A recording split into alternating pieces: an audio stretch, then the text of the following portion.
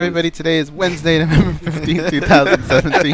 This is MMAjunkie Radio's pre-show. Man, I'm just going to bypass, you know who the hell we all are. That's Eric Nicksick. But Eric Nicksick's telling us about how we can, I guess, keep our buttholes in check when we're eating spicy food. When we're eating spicy food, and it's an orange creamsicle? Yeah, so any of the Thai places here in town, if you get killed on one of those chilies and they're doing you wrong, they'll bring you out a creamsicle to help cool you down. That's really the only thing that I've heard that helps better than milk. Do you remember the firecracker popsicle? It was red, white, and blue. Oh yeah, for sure. And then remember the big stick? Yeah. Okay. Up in a minute. I looked for all those about 2 weeks ago, and the only one I could find was the firecracker, but they changed it. It used to be like this, and now it's like that. It's like just tiny and skinny. Oh, it used to be the thing. Yeah. Yeah, the best part about it was how big it was. Yeah. The worst. Do you guys remember? Do you remember Z Tejas, the restaurant? Yeah. Tex-Mex? 30. Well, I don't know if it is, but Z Tejas used to serve those in adult beverages. So they had like the bomb pop. It was an adult beverage. Yeah, the bomb pop. And then they would have the, what was the other one you said? The big stick. Big stick. Yeah. They're like the same exact flavor, but in adult beverages. That's a good idea. Yeah, you drink like you 10 of those things and you're sugar high and drunk at the same time. Yeah. But yeah, they're bomb. Well, All right, guys, coming up at 10. Oh man, I want to keep talking about this. Stand by. We digress. Can you guys talk about MMA? This is your captain speaking. We are making our descent into Las Vegas McCarran Airport. On behalf of our crew, we'd like to thank you for flying MMAjunkie Airlines. Now please fasten your seatbelts and put your tray tables in your upright position because the descent is gonna be a little bit bumpy. Alright, Junkie Nation, it's time to roll, baby, on MMAjunkie Radio with Gorgeous George and Gold. This is what we doing while we do it, baby. All night long, we rollin'! Yeah! The MMAjunkie Radio revolution is upon us. Can you dig it? There's no escape. No escape. Through the vast frontier of cyberspace and through a sea of stars in outer space. One small step for man, one giant leap for mankind. We've solidified our combat communications stranglehold. We are controlling transmission. With the use of MMAjunkie Radio and SiriusXM satellite radio technology. MMAjunkie Radio. Commence transmission.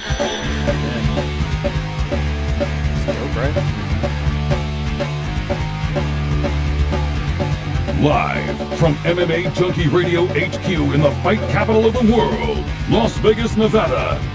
Here are your hosts, Gorgeous George and Goes.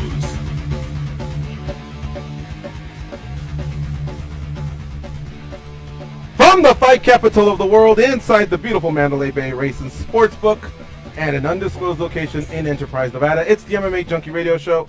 I'm your host, Gorgeous George. With me, as always, the devious and dastardly Goes. Dan Tom, the latest addition to the show, our fight analyst.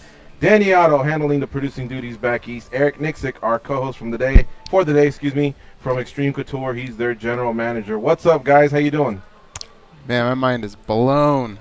We were talking about some crazy stuff in the pre-show, and I just found, and this may take just dog ownership to a new level, but they have Batman and Robin matching pajamas for you and your dog. How cool would that be, just walking down with my little buddy in a Robin costume? I was there for about 3 minutes for the pre-show, so I heard everything about the Thai food and Danny walking out like a champ because he did the chip challenge. And I gotta give it to you, Danny. I watched the video, and I've seen others fold. Shaquille O'Neal, some of the guys on the NFL pre-games. Charles Woodson held his own, though. I will give him that. The defensive back, formerly of the Green Bay Packers. I think he did 3 chips. They didn't seem to be like the big chips, but he was still putting a good-sized chip in his mouth. So hats off to you. As far as those PJs goes, I actually clicked the link, and I looked at it. It wasn't the Batman ones, but it was just matching, Yeah. And then Juliet reminded me that I rarely wear pajama pants. I just like to sleep in shorts, so it'd probably be a waste of money. But It'd totally be a Who waste knows? of money. But think about how funny it would be Christmas Day to just walk into a room as Batman and your Yes. dog is Robin. that alone is worth it. That and the social media post is worth it. And you have to Worth make it it. look How you like doing, you, Eric? like it's Doing not well, weird. brother. How are you? Good, my man. Good. Thanks for joining us here on the show today as a co-host. Keep apologizing that I just haven't been able to pop in the gym, see how you guys are doing, or even much less be there to co-host the MMA Junkie radio show in studio with us. I always have a blast with you guys, but I miss you guys. Miss you too, brother. How's that knee holding up? You know, only in the last couple days, like, am I really giving it some good bends that are painful. I think we've gotten past, so, basically I had this big scar right down the front of my knee, and I got patched up. We're beyond infections, and, it seems to be, I seem to be on the mend in a healthy manner, and I think I've kind of gotten past the woe is me stage, a little bit. Right. And now it's just a matter of just, these exercises that I'm given, that I do. But more than anything is just keeping the knee bent, and bending it, and pushing it. And the scary thing is because you always think, oh, is it going to snap again? And am I going to be set back 2-3 months, Not to mention costs involved. So I do it, and it's painful, but as I've been building up the muscles in my calves and my thigh again to match the bend, it's slowly starting to get a little bit better. Good, brother. Yeah. But it's still scary, Sometimes I'll walk to get the mail and I'll see some kids riding their bike or whatever, and I'm thinking, man, if they were to bump into me and I were to fall, Yeah. I literally would have to just kind of fall to my left like a stuntman and roll and try to do some sort of a shoulder roll or whatever, because I can't try and go for the save. If I step wrong, I could mess my knee up again. Anyway, good morning to everybody on a Wednesday. Happy Hump Day to everybody, November 15th. Fun show today with Eric Nicksick as our co-host. We'll also talk to Gray Maynard. He'll be visiting the studio. Longtime UFC lightweight contender, now a featherweight, 2-1 since dropping to 145. He'll be in studio with us later. We'll also talk to Shorty Torres, dual division champion over at Titan FC. Titan FC has Titan FC 46 coming your way on Friday, so we'll talk to him about that bantamweight title defense. That's what he'll be doing his work at 135 on this particular weekend. Other than that, it's all about you, Junkie Nation. Let's see if you can step it up. 866-522-2846. We'd love to take a call, see what's on your mind. As far as us, where I wanted to start, goes. And Eric, for those that may have caught the tail end, and I think it's very interesting, not only because of the chip challenge, but just because I think at some point in our lives we've all tasted some hot food and didn't know what the hell to do about it. What's the antidote again? These popsicles you were talking about, or milk, or what? Creamsicles. It's the orange one with the cream in the middle. Yeah. Do most people have these in their freezer, or one just needs to stock up and keep them there? Or I know if a you couple go out Thai and buy- places that have them. Really? Yeah, I know a couple Thai places for sure that have. What's the one on Maryland Parkway that you can never get? Lotus of Siam. Oh yeah. They have them there. Yeah. I know that. Which is the best one, by the way? That's the Is it that spot. one? Yeah? Yeah, that's the spot. Right I think it's there. easier to find hot Thai food than creamsicles, and be careful going to your local ice cream man and asking for a big stick. Things have changed since the 90s. Things have changed, man. True. Do you guys just straight up go to Thai food and say, "Give me the 10"? No. I know they have a numbering system, 1 to 10. I think the most I've ever done is 5, and I've gotten a version of 3 that really burned me, and I've gotten a version of 5 that didn't. That was okay, and I felt like I could have taken more. So I guess every restaurant's different. Yeah. But have any of you 3 ever, or including Danny 4, ever gone in and just say, give me 10 or whatever? I'm good on that. I like to enjoy my food. I see Cody Garbrandt, his girl, and she has a twin sister. They'll do the 10s. Like they go. I don't know, man. Like they can just nail it and they're fine. And just not my thing. Like, At that I point, you're eat not really tasting the food, right? You're just tasting the spice. I think it's just killing you. I've had a 7 is as high as I've made it. Oof. And even then, I think maybe the system's off. Right. I think what happens is they put the chili in like a little thing, and Right. you have to add it. Yeah. Because I'm still like somewhat okay with what they give me. You see, like Mexican hot food, I kind of dig though. But Thai, I think, is just a different level. It is a different animal. I mean, I think I've only gone, like, Latai's a popular spot out here. I'd recommend anybody go check out downtown Las Vegas. But they do, there's at a 1 through 5, and I did a heavy 4. And I'm not like a spice guy, but I've realized that I can take it. It's just the next day kind of a thing. It's not worth it for me. Next day. I'll just leave it at that. Yeah, the next day. The next day.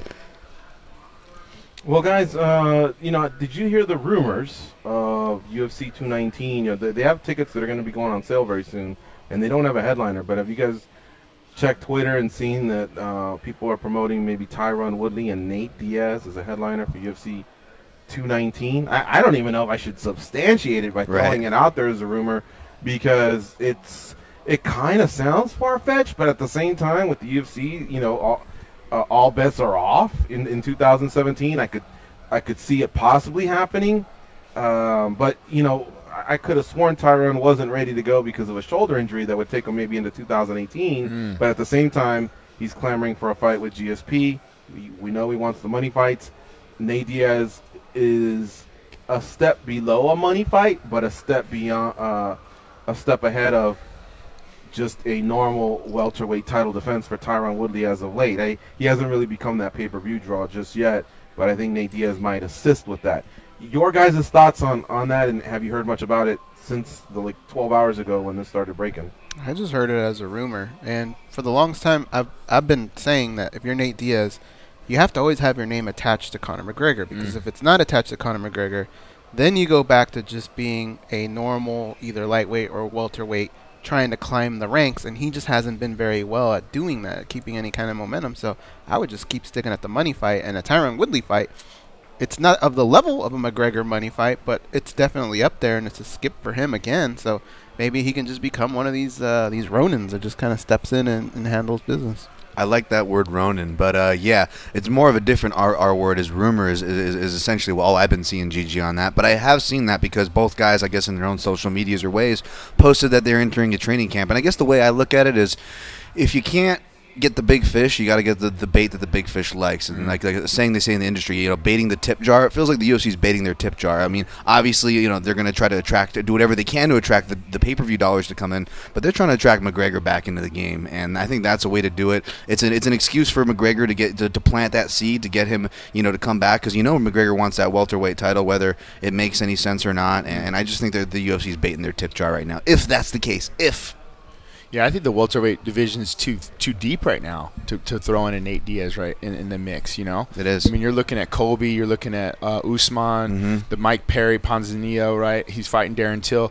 All those guys. I mean, it's thick, and let's not forget you got the Natural Born Killer coming back. I mean, that dude's either fighting for titles or contending for titles every time he steps into the cage.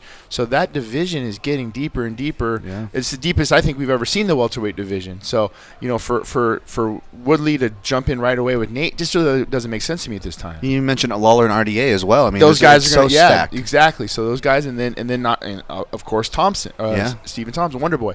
You know, I don't think anybody's really ready to see that the trilogy of that fight, but you know the guy's doing work. Yeah, I don't want to see it. I mean, I feel bad for Vegas in the sense that Vegas UFC cards have either taken a big hit for the last 2 years, one way or another, like on International Fight Week, thank you John Jones, or just the fact that, you know, we haven't been able to, you know, piece something together. All these other cities are getting great stack cards. Look at New York and Detroit, just the two that will come before 219 here in Vegas. And I'd really love to see something. I guess if that's what we have to put up with, great. But I just don't know, man. I don't know how you reward a long-time lightweight a title shot, you know, at 170 pounds. We just kind of went through that with George St. Pierre, and it all just seems so silly. Oh, well, GSP might just not even defend it. He may retire. He may go back to 170. I mean, is that the position we want to be in? Right. Sure, it would be huge if Diaz would pull off the upset, and then him and Conor can do it. But then where does that leave Tony Ferguson? It just, I don't know. I wasn't too crazy about it, but the fact is, we're 6 weeks away, you know, from that fight card, and nothing's really come together. Right. I think there'll be an announcement again tonight on UFC Tonight, if I had to guess. Ben Folks did a great article on why Colby Covington could just step in right now and do it, just because he's built up so much animosity in the MMA world, especially with the Brazilians, that Tyron Woodley could be a hero and maybe shut him up. That right there kind of has a little bit of a storyline. Colby Covington's done a lot of heavy lifting there, you know what I mean? Right. Where are we looking at with the heavyweight division? Where's Stipe at? Is he injured or something, or what's going on? Contract stuff. He wants Contract stuff. Gotcha. Okay. Yeah. Okay. I mean, there's another thing too, is like, when you got the baddest man on the planet, we need to keep him active and keep him busy. And furthermore, I think the UFC needs to do a better job of building him. He's a stud, man. Someone was just complaining yesterday about Ngannou getting promoted over the baddest man on the planet, kind of a thing right now. Yeah, exactly.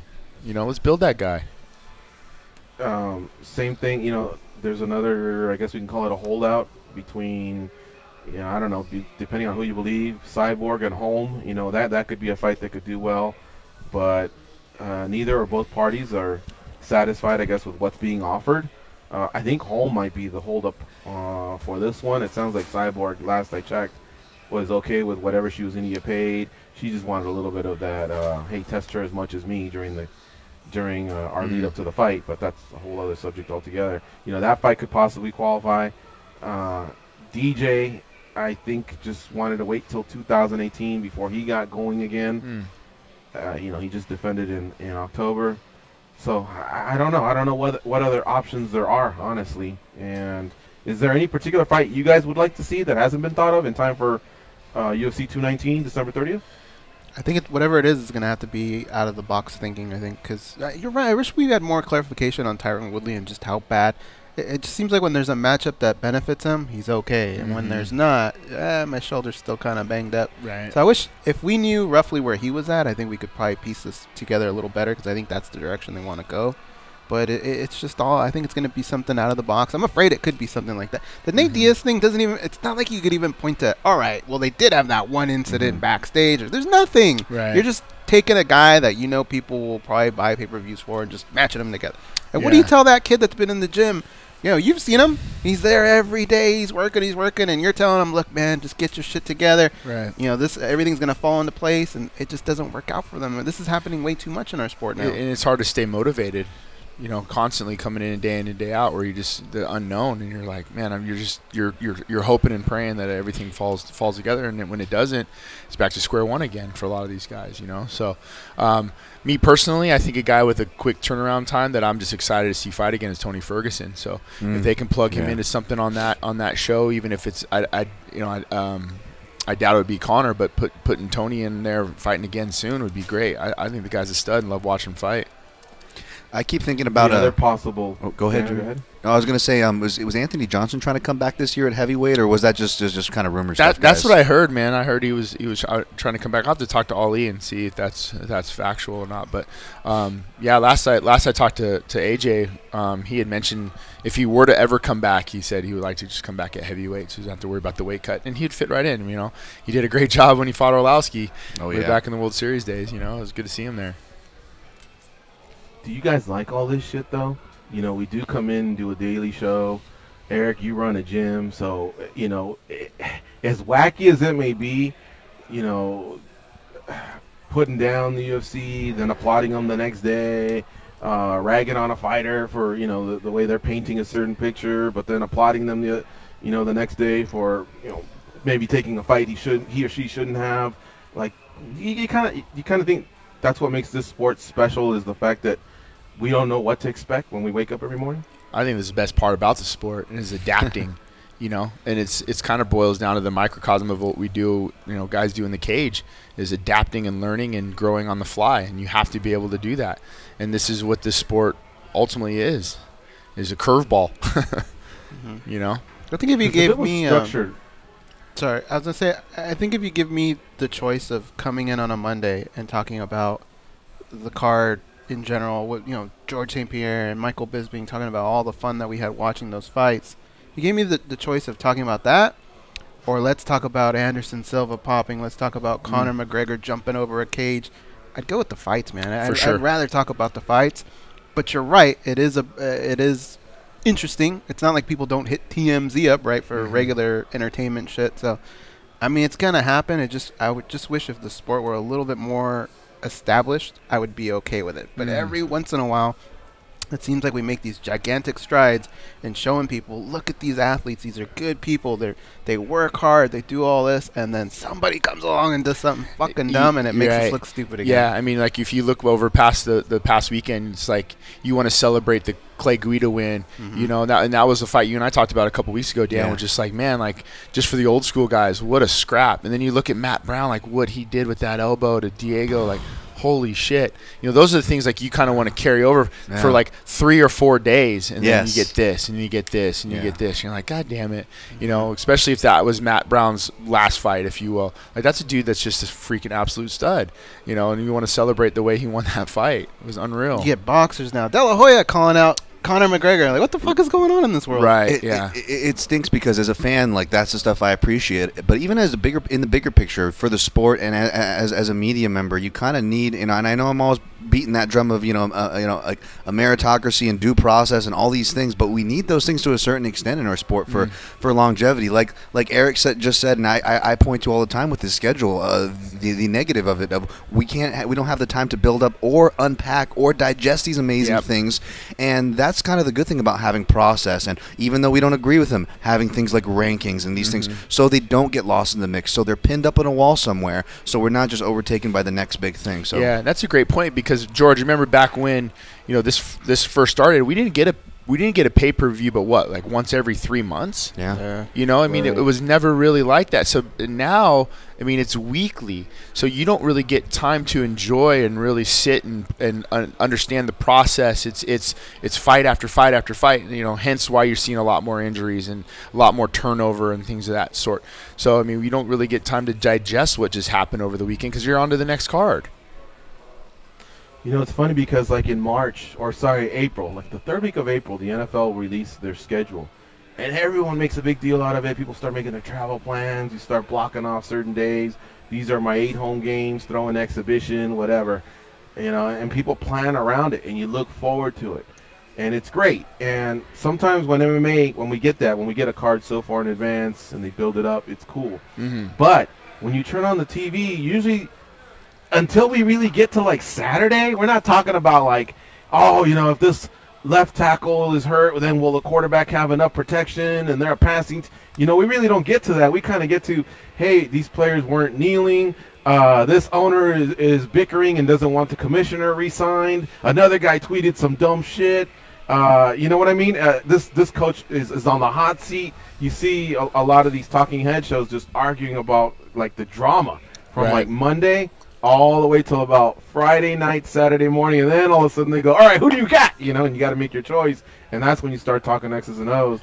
So it is kind of fun to me to wake up and just see stuff. I mean, it's a little depressing when I see the Anderson Silva things, you know, him pop in, and then it making me think, wow, did he do it every fight? Did he do it just since he broke his leg? Did he do it just since he was with the UFC? Is he stupid and just really ingested you know, the Thai pill that they talked about, the enhancer, and just got caught, you know, maybe morally. I don't know.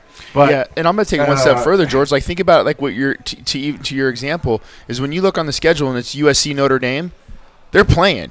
They're going to play. You know, come hell or high water, they're playing. So when you start getting this build-up and you're expecting to get Cody TJ, and then all of a sudden, well, that fight's off. And then it's, oh, this one's not happening now. So, yeah, I mean, you get this time to build up a card, and then fingers crossed it actually happens. You know, at least in football, you know, those dudes are playing. Eric, out of all the games, you had to point out the one we got blown out. Pointed out one of the 9 USC wins, maybe. You had the 4-touchdown blowout. I wasn't going to mention Florida State, Boston College, so I was going to leave that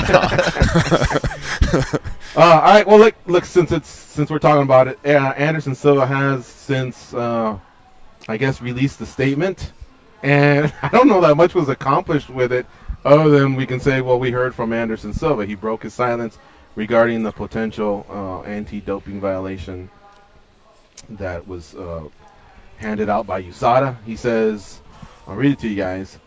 Obviously, I think everything is part of a process of evolution with each passing day. I can learn more about who I am. I'm here to thank all my fans, especially my coaches and all the contributors for this long journey. I can't express my feelings and how sad I am because we all invest love, passion, and time in this camp. I don't know exactly the plans of God for me, but anyway, I can only thank him and all of you for the love and affection. Nothing is more gratifying at this moment than having you by my side. I will not give up, much less stop doing what I love, not because of fame or money, but because I love to fight. So no matter what happens from now on, nothing changes. My plans are the same. Nothing has changed. A big kiss for everyone. See you soon, Anderson Silva. I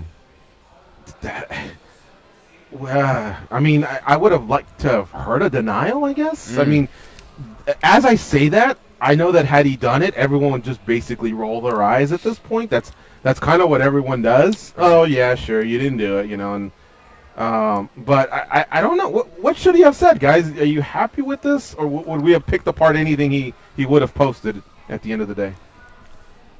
I mean, we talked about statements yesterday, right? But I said, when somebody really means something, I think it's better for them to do a video statement, because at least you get to see their faces. You get to see whether or not it impacts them. Other than that, you don't know who the statement's coming from, who wrote it. Basically, when you read this, to me, all it says is, hey, I'm sad. I like God. And I know how to use Twitter. That's basically all this is. It didn't tell us anything, right? Yeah. So, I mean, what was the point of it, really? I mean, you're right. He didn't say he did it. He didn't say he didn't. There really just was no point to it. Yeah. That's a public relations person saying you need to put something out there. Yeah. And then let me write it for you. I'm with you on that, Goes, and I definitely share that sentiment about public, statements yesterday. But now I'm trying to think, guys, and maybe you guys come up with a better name than me. Is there anybody, at least in MMA, and not other sports, that just admitted it's like, yeah, I did it? Chael. Yeah, it's probably the best one, right? The most notable notable one. A one. guy named Mike Richmond from Bellator just said, it was me, I fucked up. See you in 2 years. Something along the lines. Yeah. And we all read it, stood up, I think, gave a golf clap. Like, bravo. Yeah, like, for that sure. was refreshing. You know, and the former Marine guy, I remember. I think that's ringing bells. I think Gilbert Melendez also put out something where he said to a fault, I've made a mistake or whatever. I don't know if that may have been pre-USADA. But, you know, basically taking account, I'm responsible for everything I put into my body. Yeah, exactly. You know, and if you're going to deny it, then go out there and deny it. You may get the eye roll, but if you feel that strongly about it, you got to come out and say it. Right. And if not, then maybe do something where you own up and take responsibility, and that helps with the rehabilitation, you know, towards some of your fans may jump off the bandwagon, some of them will ride with you, and then they'll wait and see just how diligent you are in defending yourself if you're that passionate. But this kind of didn't really accomplish much other than provide traffic for MMAjunkie.com and a topic for us to discuss on MMA Junkie Radio. George, let me add on to that, man. Just so listeners and you guys know, USADA and Donna with the UFC is at your, like, you can call her, email her at any time and ask her, is this USADA tested, approved, whatever it may be, and they will respond to you right away. I mean, there's virtually no excuse whatsoever. You know, every time we have a card, a UFC card, you go and meet with Donna, and she'll give you a list, and then I get emails from her weekly because I'm on that coaches circle, and it'll give you updates, it'll give you new things, it'll tell you, hey, this is now banned. So there's absolutely no excuse, man. If it says you can't eat Fruit Loops, then you can't eat fucking Fruit Loops, or you're gonna pop. It's just that. Yeah. So I'd like to announce my retirement from done with guys. Done. You're done. So, you know, it's right at your fingertips. If you don't know, ask, and then you're covered. Simple as that. You ever drive down the street and you're in another state and they'll have like the double yellow line, you know, and you're thinking, God, I passed my exit here, or the street I was going to turn on. I'm going to throw a bitch.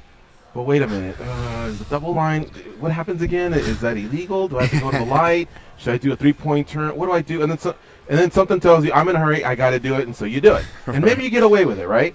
But if I were to tell you, hey, there's a new law out there, and if you get caught doing that, you can't drive for 2 years. Guess what? You're going to the next light, you're going to make a left, you're gonna make it and then figure out when to turn, go back, show up late. You sure as hell don't want to stop driving for 2 years, right? And so I feel the same thing. Like, I at this point in time, the word is out. You can't plead being naive. What's that called? Naivety or whatever. You have to be responsible and say, wait a minute, can I take I'm shaking this up. It's in the bottle. You handed it to me. It's pre or post workout, but I'm not sure. Even if there's 1% shredded out.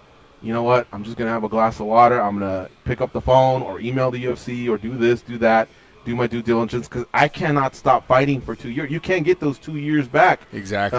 You know, and while you're not fighting, you're not making money. I mean, there's some serious repercussions to pay. I haven't even gotten to the fact of how it tarnishes your legacy if you are a great fighter, but just those other facts I threw out you should be enough to, you know, to deter you from making a big mistake. Unfortunately, are we getting numb to this now? A little bit. Like, it's like, yep, on to the next one. Who is it now? You know, like, we're almost just to the point. It's just it's day to day. Yeah, it really is. Yeah, I get that way. I feel like I only check the news just for cancellations for this kind of stuff. Right. One last thing here. How about the fact that Conor McGregor put out an apology yesterday? And, you know, he apologizes, it says here, for the fiasco. He blasts the ref's horrendous decision. He got 2.6 thousand shares on MMAjunkie. It clearly says that on the front page. So I imagine that page views and everything, you know, equates to, there's some sort of a formula there, you know. But Mark Goddard's response to McGregor to clear up facts at Bellator 187 melee got twice as many shares. So I imagine maybe twice as much traffic, page views, however it is, you know, one accounts for their analytics. That tells me that a lot of people are maybe getting sick of McGregor's antics because they're more interested in hearing the other side, you know, the side that, you know, probably the right side, we should say, rather than McGregor. For sure, I thought anything McGregor cuts his toenails would get, you know, 10 times more traffic than anything else, any fight booking we can think of. But that wasn't the case. I don't know if I'm reading too much into it or not, but I've noticed that a lot of people are starting to get fed up with old Connie Mac. I think it's you got to hear both sides, right? Especially when there's drama like that. Like if you're watching Maury Povich, the second he says, "You, Eric Nicksick, aren't the father," what do you want to do? You want to hear from that bitch that said, "Hey, he's the father," right? You want to hear those words. Yeah. We love drama, man. That's all about. We just want to hear that side now, and hopefully that leads to something else. Yeah. It boils down to just it was wrong on him to jump in the cage like that. It's fighter safety. You know, I don't give a shit who you are, but I think the most alarming thing now is a guy that you want to celebrate and you enjoy his antics as far as what he does in pre-fights and building up fights. He almost has a god complex to him now. Like, I'll do whatever the fuck I want and nobody's going to touch me. You know, to me, I think they just need to hammer this guy on something. You know, he can't get away with that. As a coach, how about just taking away from your boy's moment, you know? Good call. You know, it does. It has a little bit of feel of like, hey, this is more about me than about you right now. You know, even in the Artem fight, just if you want to coach him, then get in his corner, and you can scream and shout and yell all you want. And you know, if that's the case, but you want to be in the 3-piece, you know, $10,000 suit and stand in front row and doing your thing, and you got punked by Goddard, who has historically been one of the best referees in the sport. He really has. You know, and he's consistent. So I don't know, man. I don't know how. To me, it's a bad look for him. It's a bad look for him. Yeah, you're either a fan of that stuff or you're not. And I'm not gonna, you know, reiterate my feelings, but I will say we've seen this story before. I mean, you know, it's a classic story, whether it's sports or, you know, this makes me think of, you know, even rap and hip hop when it was going through that, you know, phase where it became less about the art, more about clubs, and you can find me in the club, and these are becoming the hits, and it's almost like, you know, all these things go through their ebbs and flows, and we've seen this story before, and yeah, I'm not a fan of it, but we'll see. I like to think what Gigi's saying. I like to think that people are more optimistic, you know, to hearing other people's side, and I'm seeing opinions shift. So there is some positive that I got to side with Gigi on that I'm seeing online. Well, I will clear something up here. So in reading Goddard's side of it, McGregor's apology, and just looking a little bit more into the story, here is what happened. We had a little bit of confusion yesterday. In that fight, McGregor's teammate was working on, you know, some ground and pound, but Goddard saying it was so loud that he didn't even know when the bell was going to ring or if it had rung, and so he interjected himself, you know, but basically he interjected himself because he thought it was going to be the end of the round. He thought it was the end of the round, And so when McGregor started celebrating with his teammate, he was coming over. He said he wasn't even coming over to tell McGregor anything, but he actually wanted to tell his teammate, hey, you need to go to your corner because I believe this fight may continue. So he thought the round was over. He was going to assist the other gentleman in getting up and having the doctor examine, and if he was good to go, he was good to go. But he thought the round was over. In fact, he's even gone so far as to say, if the fight had ended, I wouldn't care what McGregor's doing at that point. But at that point in time, I'm trying to keep this fight going because I'm under the impression that the fight is in between rounds and that the other guy may be able to continue. I blanked on both names. Holy cow! So I'm sorry I'm saying it that way, but I think I'm being clear. McGregor's teammate and the other guy, those are the guys that are inside the Bellator cage. And so that's where the problem was. He was just trying to do his job, trying to keep order inside the cage because there's a possibility they may go another round. And obviously, you all saw what happened after that, and at that point in time there was nothing they could do. At this point, it doesn't look like anybody wants to contest what's actually happened. In fact, Goddard has said that the result should just stand the way it is. And there was a finish, and the other gentleman was not going to be able to continue anyway, it appears. But we could have avoided all this, obviously, if Conor hadn't jumped so early. Cage. Yeah. All right, guys, I'll tell you what. We got to take a break. When we come back, we'll talk to Jose Torres, bantamweight champion, well, flyweight and bantamweight champion over at Titan FC. We'll talk to him, see what's next for him. We'll also take some calls, 866-522-2846. You're listening to MMA Junkie Radio on Sirius XM, Rush 93.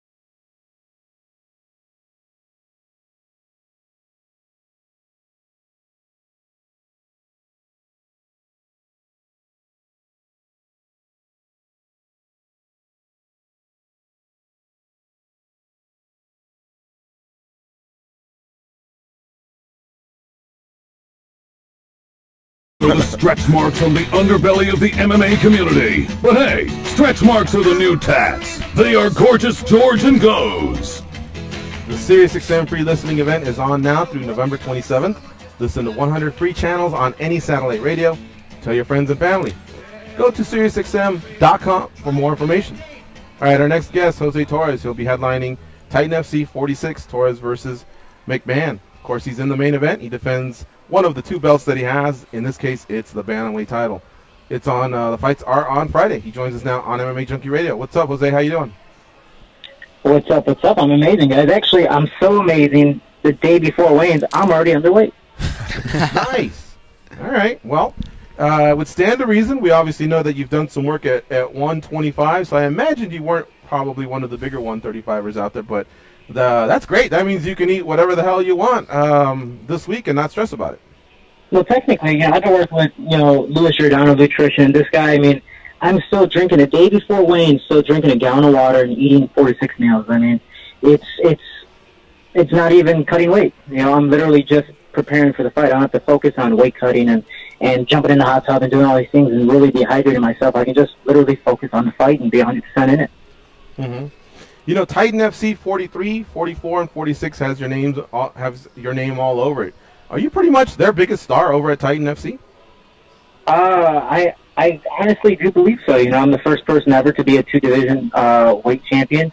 125, 135. I'm going to defend my belt again. I'm doing something that's very different. And Titan FC now is becoming a small guy promotion. I mean, this Titan FC 46, I think there's 4 flyweight bouts, and then I'm a bantamweight bout. So it's all these guys. Once I won the flyweight bout, and then I went up to 135. Everyone's like, I want to fight Jose Torres. Sign me. So now Titan FC is becoming a small guy division, and it's really cool to see all these guys come from the woodworks to call me out, want to fight me, and it increases my popularity that way. So I really, really appreciate everyone supporting me. Titan FC is treating me really, really well. We had Chaz Walton on the show yesterday. He's in the co-main event slot. He's 5-0. He's a lightweight. But what I asked him was, with the fact that Titan FC has always been very open about the fact that they'll work with fighters who eventually want to make it to the UFC or any other organization, how much of an eye do you have on either a season of The Ultimate Fighter, should it pertain to bantamweight or flyweight in the future, or the Dana White Contender Series, or I guess my question is, how much of an eye do you have on moving to the UFC? When do you want to do it?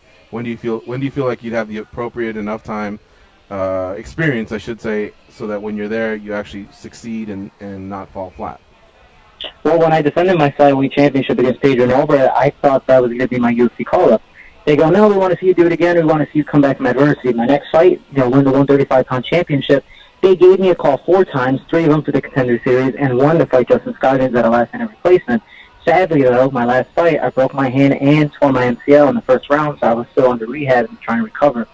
So I couldn't take those call-ups, but I've been in the talks with him, and Lex McMahon, the COO of Titan FC, he's been the biggest advocate of trying to push me to the next level. There's nothing more for me to do after defending this bantamweight championship. What do I do? Keep on going back and forth and beat guys generally that have no names. I don't want to have, in a sense, tune-up fights. I want to fight the best in the world and show that I'm the real deal and I'm ready for the next level. And for me, my biggest thing I'm proposing for this fight is win this fight, second round TKO, call Gray Maynard, and have a fight December 30th and fight for the UFC. There you go. I love that outlook. Jose Torres, our guest here on MMA Junkie Radio. He defends his Titan FC bantamweight title this Friday at Titan FC 46. All right, let's send it over to the guys over at the Mandalay Bay. Goes Dan, Eric, what do you have for Jose Torres? Jose, when you talk next level, does that only include the UFC? Is that where your heart is, or could a Bellator sneak in, or a PFL? Right now, both those promotions don't have a flyweight division, and I feel, even though my head's the size of a bantamweight, it's definitely my body and my whole attitude's ready for the flyweight division. I believe that's the division where I can bring the most excitement, do the best at. I train with TJ Dillashaw, and even though he's not the biggest bantamweight in the world either, there is a size difference, there is a muscle difference, there is, just everything overall. You feel the difference, and, for me, flyweight is my main division. Later on in my career, that's something I want to do, is eventually move up to the bantamweight division. But UFC right now is going on with the flyweight, and that's the one where it has all the excitement. You have the best fighter in the world, Demetrius Johnson. That's the goal to beat. Because this is your goal, is winning good enough for you, or is every fight also have the pressure of making a statement in the win? It does, have the pressure because of my huge amateur record, because of what I've been able to do at 5-0. I've beaten a record of, I believe, 50-19, and with 2 championships, 1 defense, and I'm going to defend my next belt on Friday.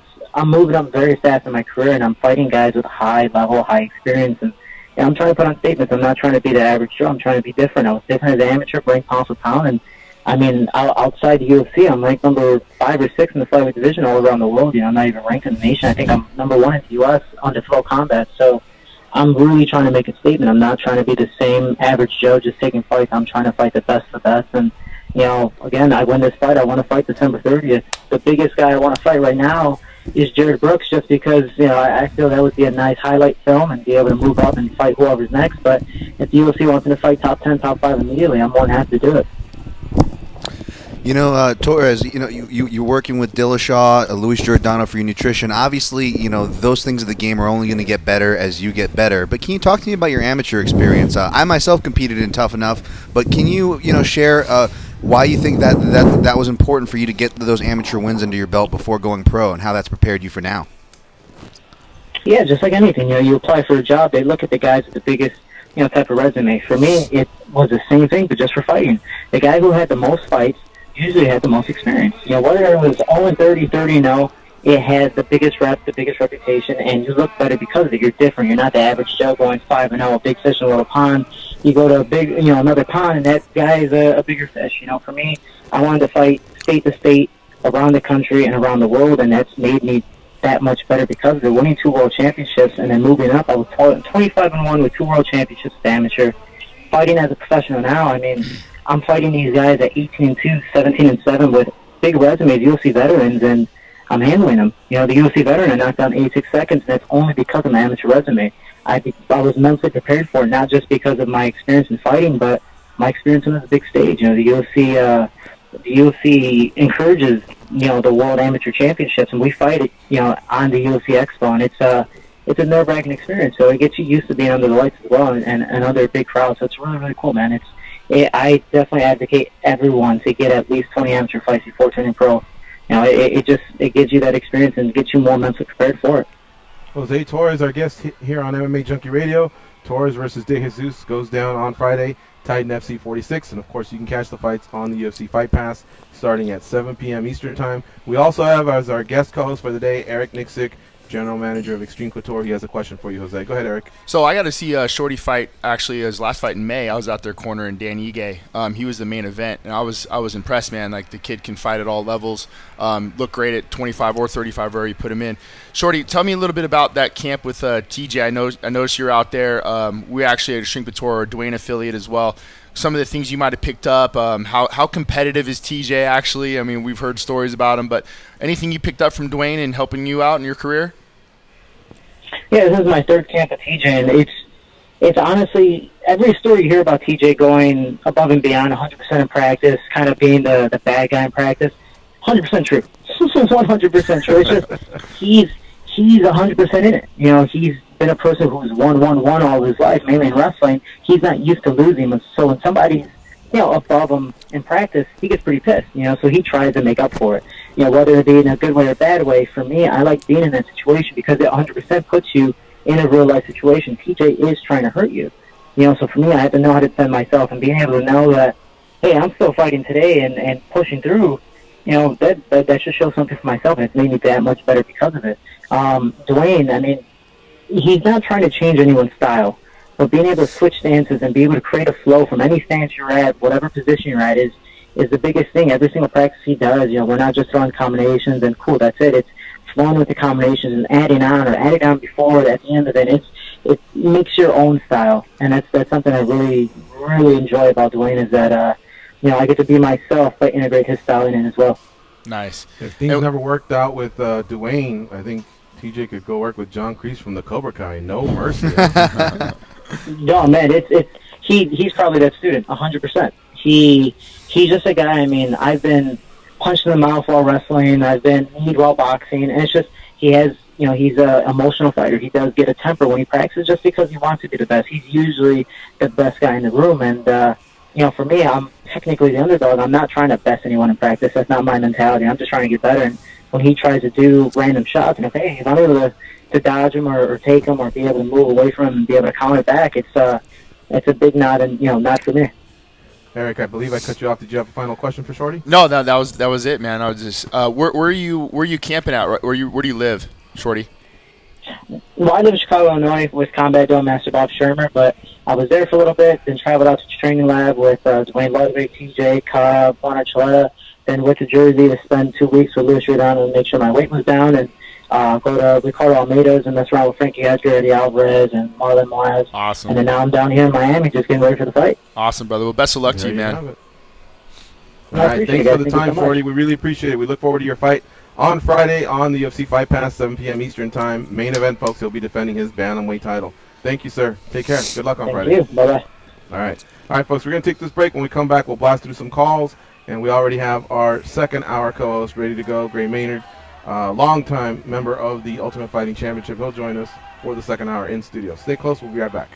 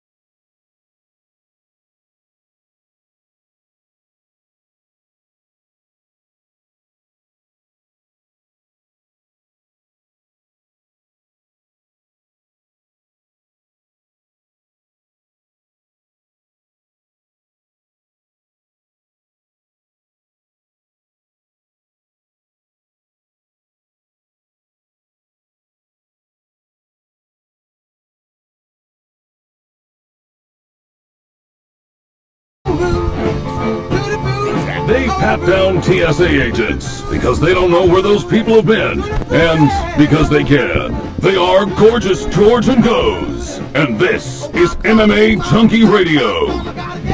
Let's take some calls here before this first hour is up. Let's go to Marco in Waco, Texas. What's up, Marco? How you doing? Marco from Waco, bro. ¿Qué pasó, vatos? ¿Qué pasó, man?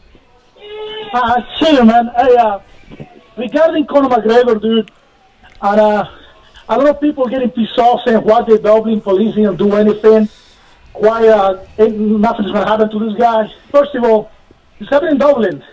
10 to 12,000 people that freaking worship this guy.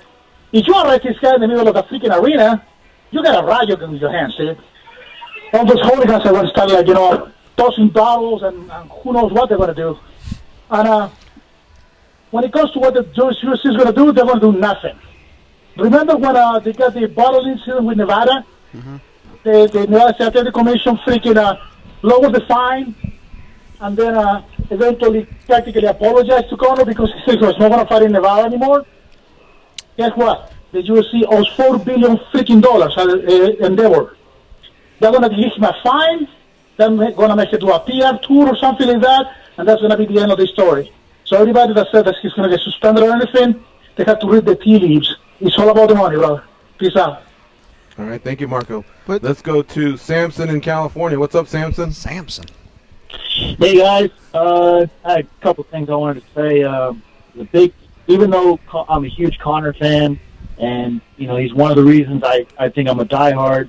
I think they need to throw the book at him. Like I don't want him to be bigger than the sport. If Cam Newton touches a referee, I want him thrown out of the game. So I don't think they should. I don't think they should let this one go. Okay. And then I think Michael Bisping took that fight because he didn't have a reason not to take a fight with Yoel.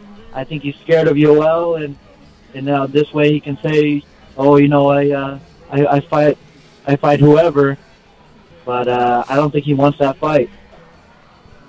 All right, buddy. Well, listen, we are up against the clock here. We will address all yours and Marco's points when we come back. We'll also be joined by UFC featherweight Gray Maynard, who will be in studio with us. Eric Nicksick sticking around as well. So it's going to be fun second hour. And Samson and Marco, thanks for calling in. Oreo, you will lead off in the second hour. Bob in Calgary, you're on deck. Folks, you're listening to MMA Junkie Radio on Sirius XM, Rush 93. Stay close. We'll be right back after these messages.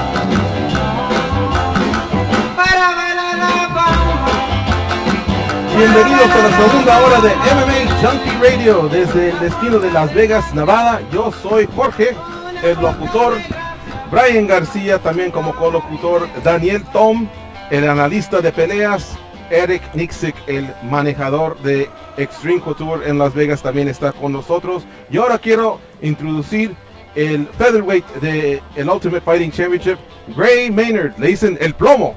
What's up, Gray? How you doing? What's up, man? How you doing? Good. Did you feel like you were on Telemundo Radio or something like that? Yes, I did. Yes, I did. Could you have battled How a you little doing, bit, brother? a little bit of Spanish? Is there anything you could have said? I can count to 10. Yeah. Order a beer for sure. Yeah. What kind of beer? Whatever they have. Yeah. Yeah. I heard you say you're an IPA guy. I'm an IPA guy. He's an IPA snob. Yeah. What's your Go what's ahead, your you're go-to? great. It Put it depend- on us. What are we missing out on? It depends what I'm doing. If I'm just kind of doing stuff around the house, you know, Sierra Nevadas all day of the week. Mm-hmm. Just kill them. I like it. But I usually, can't hate. you know, if I'm doing other stuff, depends how strong I want it. Yeah. What's the what's just the out of control night? What beer are you drinking there? Oh man, That's post-fight, me and Gray at Yard House, yeah, putting them down. yeah. There's some strong ones out there. You know, I usually go off the menu. I want to try a lot of new stuff, but if I'm out, like I like to be done in bed after about 4 or 5 beers, so I go strong. Would you ever try brewing your own beer? Yeah, I would try it. Yeah. I would. That seems like a Mike Pyle type thing, right? It was. I'm kind of impatient though. But that would be 2 hours later, why isn't this fucking thing done? I want a beer. Drinking He's yeast. got like a straw in his bathtub. Come on. Open. Come on. Gray, can you tell us? Can you share a couple other IPAs? We have a lot of listeners that love the IPAs, and maybe there's some that people should try when they make it out to Vegas. Yeah. Do you remember a long time ago, you would hear a song and you're like, I'm gonna buy that CD. I'm gonna buy that CD, and then I would go there and I would forget like what CD did I want to buy? That's how I am with IPAs. I don't really know. Offhand, Green Flash is always good. Jeez. Have That's a good one. The Bad Beat ones here? in The town? Bad Beat? Bad No, Beat, the local brewery? No, Tenaya Creek is always good. Yeah. You know, I do local. Like if I'm in Yeah. Colorado, I'll try to do a local there. If I'm in Arizona, you know, I try all the locals. But Local's good. Love Lady's a newer one around Vegas that I like. Yeah. They make a really good double IPA that's super smooth. yeah. I'm keeping Sierra Nevada in business. Yeah. Just because a ton of honeydews keep me at home. Right. I'm just gonna do this, get it done. 10 beers later, trying to screw something. Right. DIY. DIY network. Like when I was a kid, me and my buddy, I'd sleep over at his house, and we got into some alcohol. Anyways, you know, alcohol got into you. Yeah. And I was hanging out on the couch, and he had drank like all this tequila. I was like, oh my God. And he's like, I'm hot. So he goes up to the air conditioning and walks up to it, and he's like trying to change it, and he just grabs a hold of it and then falls backward like a plank, pulls the whole thing off. Holy crap. That's me at the end of a day of doing my honeydews. Oh, I love it. What about when it comes to food? Is there a particular cuisine, you know, American? Yeah, like Mexican that you like? You know, I like steak. A good steak is always good. Glass of wine. You know, if I'm doing a little Thai curry is always nice if it's good, clean, you know. Ice cream, right? I got that voicemail from you the other day. Let me play it. They got Baileys and cream, and they got Mississippi mud, and they got chocolate eruption, and they got apple, and they got grapes. They got grapes and super duper chocolate eruption. Where'd you take them, Baskin Robbins or what? That's been right after the weigh-in, it sounds like. It was right after the weigh-in. I was Gray, pumped. can you handle spicy food? Have you seen that chip challenge, by the way? The what? I said, can you handle spicy food? And have you seen that chip challenge that's been going around on radio and TV? I can handle spicy food. If you ain't sweating, you're not eating. That's how I. I like my food to be a workout, you know. Chip Jones. No, I haven't seen that. You got to throw one question at me at a time. I get confused. But what was it We'll called? have to do that, Goes. What's it called? Danny, you did it. One chip challenge. What was it? Research. One chip challenge? Yeah, one chip challenge. One chip So challenge. it's one chip. It comes in the mail. Okay. And you eat it, but it's super, super spicy. Like and Carolina Reaper peppers. Yeah. Shit. Yeah. Exactly. Yeah, pretty much. Yeah. Gray, update There's us a some little stuff bit on your that career. that hurts. You know, like, oh my God, is this chemical or is this like, is this food? Let's eat pepper spray. Like, why is my face like I'm like that guy off Blow? Can't feel my face. Bobcat. Good reference there. Good reference. Yeah, I'm good for a couple here and there. Gray, since dropping the featherweight, you're 2-1. You fought in the summer. Update us on what might be next for you. Will we see you in 2017 at all? Probably not 2017. The cards are pretty full. We were going to try to get on one of those, but I'm looking to get in January. We're expecting another baby February, so try to get in before then. Congrats. Yeah, it's going to be fun. This will be your third kid, right? Second kid. Second kid. I'm sorry. Yeah. Okay. Cha-ching. Also, do you have a name in mind at featherweight? You know what? A lot of guys are kind of booked, so I might try to go up to 55 to get a little slow dance up there. Nice. Do you have a name in mind at 55? Does it matter at this point? You've kind of fought a lot of big Yeah, names. it So I don't even doesn't know really if matter. any of us are excited. You know, just trying to get back on, track to get to the top names. You know, whoever it is, let's do it. But yeah, I can go 45 or I can go up to 55. Either one. Now your pace has obviously slowed down in these last few years. Would 2018 be? Would you like for that to be one of those years where you maybe fight 3 times per year, or are you more comfortable at two times per year, which you've kind of done a couple of times here, in the last 5 or so? Yeah, I mean, I'd love to get 3 in, but just life happens all the time. We bought a new house, we sold our house, so it was like a big pain in the ass to do all that stuff, and just a lot of stuff happens. But the last couple years, so if I could get 3 in, that'd be great. I'd love to do that. You'll play it by ear, whether it's at 45 or 55, or is there of the two? Is there one where you want to really cement yourself as you close out your career? Yeah, 45. I really want to. I want to make a statement. I want to get to the top names. 55, I believe. I could do that too, but I'm down at 45, and it's pretty easy to make. So, but if I got to go up to get a fight, then I do.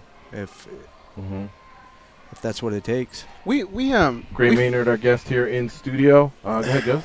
We frequent the gyms a lot, and I can't remember the last time I was there and didn't see you. What Yeah. about short notice fights? Does that ever interest you, or are you kind of past that now? Yeah, it interests me if it's I'm at that point in my career. It's got to make sense, and it does kind of interest me. If it's a good name, and I pretty much stay in the gym year round. So I do that. Yeah. What's it like now looking at the landscape of mixed martial arts, and just even like when we talk about the early days of Xtreme Couture, right? We bring up your name, like you literally, this is actually laying the floor down at Xtreme Couture. You were part of that, and it went from the half-size building to a full-size building. There's so many things have happened since then. Like, what do you think of the way things are turning out now? I really like where it's at. you know, it's getting back to how we did start it. You know, you check your ego at the door, and we would let anybody come in. You know, anybody come in and try to pick stuff off them. I mean, if they were dicks, then, you know, we would try to whoop their ass and just kind of scoot them out the door. But, you know, we really believed in trying to learn off everybody. You know, there was some good coaches who came through there, and, you know, always try to kind of pick a little bit off of whoever you know, whoever it is. And, you know, we kind of had an open door, and so, you know, it's kind of getting back to that. You got Eric, you know, he's open to everybody. He's like, yeah, come on in, you know, and we all try to pick stuff off, you know, whoever's in, but also like all of us. We you know, it's a good open gym. You know, to learn and to grow, because that's what MMA is now, man. Like, you get caught up in, like, whatever you're doing in your system, you know, it'll pass you up pretty quick, because this sport's growing. That's a perfect segue for something I wanted to ask Eric about. Wednesday of last week, a caller called in and asked us about Robert Follis and his standing over at Xtreme Couture. Quick Google search, and Follis had already done an interview with Flow Combat, I believe, stating that, in fact, he had left the gym. But Eric, could you possibly comment on that? It's official; he's gone. Will you seek a replacement? You know, was it amicable, or you know, what can you share with us? Yeah, no, we're not going to seek any replacement at all. I mean, Dennis Davis has been our head coach for over 4 or 5 years now, and he's a guy that has led this team with blood, sweat, and tears on that mat, and he's the consistent guy in that gym always. And we're led by him, Ray Seffo, Nate Pettit, myself, and we're fine. We're fine where we're at. Yeah, I mean, it's just one of those things. I feel like we weren't on the same page with a lot of things that were coming up with Coach Follis, and you know, I wish him nothing but the best. And you know, I feel like he's better off on his own and doing his own thing and running his own program. He's going to do well. He's always been a successful coach, but you know, I think that the track record of him bumping around kind of speaks for itself. You know, but when I look at our team, I think that's what emphasizes the most is team. I can look over to Gray Maynard and say, hey, I need you to come in and run a little bit of this practice, and he's more than willing to do so, because there are so many guys in that gym with so much knowledge, and they're able to share, which I think is the most important thing about what we have. So, you know, if you can't fit that mold, then, you know, no problem, but we're going to keep moving forward and keep on trucking and keep winning these fights. Does Follis have certain fighters that will follow him out, you know, that we'll call them, I guess, Follis guys, or is it not like one of those situations? You know, not the team staying intact. Yeah, I mean, for the most part, the guys that I know he's got a couple guys that are in camp right now that are fighting, and they're not going to change that. They're not going to disrupt their camp. They're going to finish up through their fights. But you know, I spoke to the big hitters. You know, I spoke to Kevin Lee about the situation going on, and Kevin's going to be staying with us as a teammate. Now, whether he uses Follis in his corner, that's up to him. You know, I don't care who you use. You need to use the guys that make you feel the most comfortable. Has nothing to do with which team you're on or whoever you are. I mean, I've cornered with guys that I, you know, maybe couldn't stand or didn't have anything in common with, but your focus is 110% on the fighter, and if you're deflecting from that and making it about yourself, then you're already losing the battle. It's not about you; it's about your guy or your girl. You know, so whoever. And we spoke about this, myself, Gray, and all the guys when he decided that we're going to part ways. That nothing's going to change, man. And Gray hit it on the head when we talked. He goes, you know, you all need to be your own coach to a degree, and you guys need to know what's good for you and what you need. And if you don't understand that quite yet, then come talk to me, because he's going to help you. But you have to hold yourself accountable. Not everybody there can be there and hold your hand throughout your career. And you know, I think what we built with our team is guys that are cohesive. The camaraderie and everything else is going to fall into place. All right. You know, before the break, we took some calls. We do want to. I wrote some notes down here. We want to address it, but let's take these next two, and let's see if they may be along the same topic, and that way we can hammer it all here at once. Quick reintro of our panel. Dan Tom, of course, our fight analyst, latest addition to the show. Goes the co-host running the ship over there. Eric Nicksick from Xtreme Couture, the general manager, also coaches many of the fighters out of Xtreme Couture. You'll see him in a lot of corners. as of late and going forward. And, of course, Gray Maynard, UFC title contender at 155 pounds, now a featherweight, running at 2-1 there since dropping down 10 pounds, but also not closing the door completely on 155 pounds. And if you want to join in, it's 866-522-2846. Let's go to Oreo in Alberta, Canada. What's up, Oreo? How you doing? Hey, guys. Good. Hey, Gray, I bet you versus Ishihara by decision, so thanks for that. Yeah. All the money. Yeah, where's my cut? You set yourself up with that one, bro. What's that called? I got Venmo or something? Venmo. Yeah, there you go. There we go. Where's my VIG? Nah, I'm glad he's running. I'm glad you won. Hey, so I just had a quick question for Eric. Yes, sir. So I think you have one of your fighters fighting in China next week, Gina. Gina Mazany. Yeah, isn't she fighting next week? Yeah, she is. In China? Yeah, she's fighting in Shanghai. Yeah, so there's a bit of value on her. I saw her last fight with Sarah McMahon. Can you tell me a bit about her style? Like, is she a wrestler, or is she a striker, or is she all around? Or She would naturally, yes, you would come off to think that she's a wrestler. But do you follow her on Instagram by chance? No. So just as a little tip for you and anybody that likes to bet, that's one of the best things to always go look at is look at their personal pages and go see kind of what their work ethic is, and go watch her hit pads and go watch her. There's a little video of a clip of her hitting pads with Coach Nate, and there's Brad Tavares standing behind her, and Brad Tavares is mumbling something, but it's along the lines of, "Holy fuck, I thought she was only a wrestler while she's hitting these pads." I'll tell you what, man, she's a crafty southpaw. I've been holding pads for her this camp a little bit, and she can absolutely crack. Her style is going to be a little bit awkward in the striking sense because of her being a southpaw and her being a good wrestler. She's able to shoot off that front foot. Dude, I love this matchup for her. And furthermore, one of the biggest attributes that I've seen in her growth has been the addition of Bo Sandoval at the UFCPI. Her cardio is on point. She looks great. She's healthy. She's ready to go out there and put on a show. Man, I'm telling you, I can't wait to see her fight. Oh, okay, awesome. Thanks. So her by knockout then, you're saying? Well, yeah, I'm not getting into all that, but you know, this is her time. She is her and her brother Dave are two of the toughest people I've ever met. They're these two Alaskans that just come down, and anytime they're on the mats or on the floors, you can watch Dave Mazany. He's a freaking zombie, and Gina just has no quit. And I'm super proud of her. She's had a really good camp, and you know, I'm really excited for her to be able to showcase what she can do in a full camp. I know she stepped up to fight Sarah on short notice, who's the cream of the crop up there in the women's bantamweight division. And Gina, you know, unfortunately couldn't make weight just due to the layoff and then the time that she had to do it. So this is where we did her cardio rounds last week, and she's in shape. She looks great and ready to go. So it's going to be a good fight for her. Oh, okay, thanks. Hey, can I take one question off the air? I just heard the rumor about Nate Diaz getting into camp. Do you think UFC is trying to target him for the December 30th card? I'll take that off here. Thanks.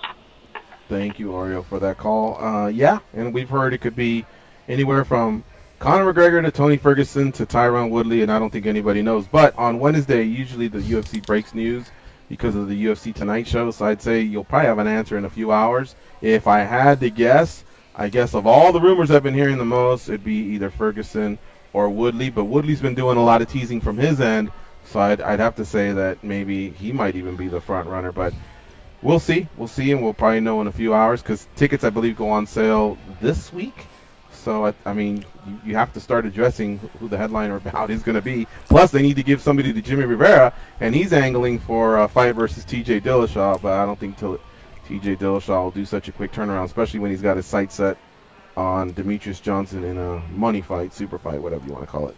Let's go to Bob in Calgary. What's up, Bob? How you doing? Life is good. What's going on, boys? What's up? Listen, I got one thing for Mr. Maynard. Like my fellow Albertan, I got to thank you for you. Any new fans that I bring into this sport, there's a couple fights that I show them, and I don't need to tell you which fight I'm showing of yours. So, thank Ryan you for Hall. that fight. Let me guess, Ryan Hall. Close enough, my friend. I'm still going to remember that thing where you said, I hit him. It felt like I'd have to hit him with a baseball bat and nothing would go down. Like, my goodness, nothing but class from you. So thank you for that. Thank you for today, and thank you for tomorrow. I know you're going to be in it to win it, so thanks a lot, my friend. God, I love Canadians. I'm so happy. I know, right? Like, let's have a beer right now. Get over here. Just hear him talk. My friend, I don't think you can handle the Canadian up here. It's a little stronger than what you guys drink. I'll die trying. I got one for Eric. There you go. Eric, I got one for you, my friend. Yes, sir. With this whole Conor McGregor thing going on, and I've read his statements, and it keeps saying that I've got my friends back, I've got my friends back. If you were his manager, would you hire someone to have that man's back? Because A, is the two things that happen. And third, who let him go out in that hoodie is my question. Yeah, I mean, you can only control so much at times, and your guys will do things that make you shake your head and say things that make you shake your head. But, you know, really you think about with like guys like John Kavanaugh and guys that are making a lot of money off of Conor. I mean, they're making a lot of money, which inherently, I'm not saying Kavanaugh by any means is a yes man, but when you are the one bringing in the money and you're the one taking care of everybody's families and things of that sort, you know, there's things that you might just let slide, you know. So yeah, I don't know. I don't know how you can. They've created a monster, and we're just, you know, for us as fans now, we just get to sit back and watch the show. Sure enough, guys. And my last thing here, and I'll take this one off air. I'm not sure if any of you guys seen GSP at the Habs game last night. I heard you guys talking a little bit of hockey talk there. Keep that up. We need your help. This sport is, like, dying. But anyways, GSP was at the Habs game yesterday dropping the puck. And I'm not sure if you guys had the time to check this out, but oh, my God, does he ever look small. So I'm thinking he's going down for that 155. Thanks a lot, guys. All right, we'll see it. I seriously doubt it. I don't. Yeah, it'd be tough for him to get the 55s. Yeah, I don't know. You look, man. 55. Hey, Dan, were you and I like wrong on that or what? We were wrong on that badly, man. Bad, bro. The numbers are just numbers in this game. No, we'll leave it at that. Yeah, it's the first time I've been wrong all year. We were just talking about just Bisping being much more of a physical specimen in that GSP fight prior to the fight, like him and I talking about. You know, like, man, just I the figured spot, the 4 years off and the things, but man, the guy's an outlier for a reason. Wrong. Yeah. Wrong. Speaking of hockey, how about the Vegas Knights, Eric and Gray? Have you guys gotten any interest in this, or you just letting them do their thing? How big of a hockey fan are you, or you think you might become one and support the team? Yeah, I mean, if I do check out a sport, you know, I like hockey just because college, those were all the like always the cool guys you'd hang out with just because they're just like, you know, they're crazy. Yeah. Just like we would just hang out, drink, and yeah. Yeah, I actually got to go to my first game on Friday, George, and yeah, I was spoiled, man. We had a suite, and I went with my one of my good buddies, and it was so much fun, man. I sat there for all 3 periods and just enjoyed every minute of it. Our team is awesome. The atmosphere in there is awesome. So, I mean, obviously they're winning a lot of games right now, but I was the guy kind of going, I don't know about hockey here and how this is going to work out in Vegas, but man, it is. It's action-packed. Yeah, it's fun. It's fun. I was surprised at how much home ice advantage we had. I thought a lot of the teams coming, the visiting teams, would bring a lot of people, and they do. They do. But we battle with them. Yeah. It was. I mean, you're coming into a town that hasn't had a pro team, and it's just like everybody's been dying for a pro team. Yeah. You know, and it's happening now. Yeah, so I mean, Gray and I are born and raised here in Vegas. So there was, I mean, what do we have? The Stars, yeah, and then UNLV basketball when they were winning, you know, and that was really the closest thing we had to sports teams. And fortunately now we're growing and we're getting a hockey team, we're getting an NFL team, possibly an NBA team, you know, and you know when we toured when they first built that arena, they took us and they showed us the hockey locker rooms. But then they took us to another set of locker rooms. We go, what are these? They go, this is the one we have ready for the NBA. So they have they're ready to locker rooms already ready to go. Yeah, and think now, I mean, we're going to get the March Madness probably coming through here in the next couple of years. Yeah, you know? I mean, there's going to be some good things coming through here. Wow. Yeah.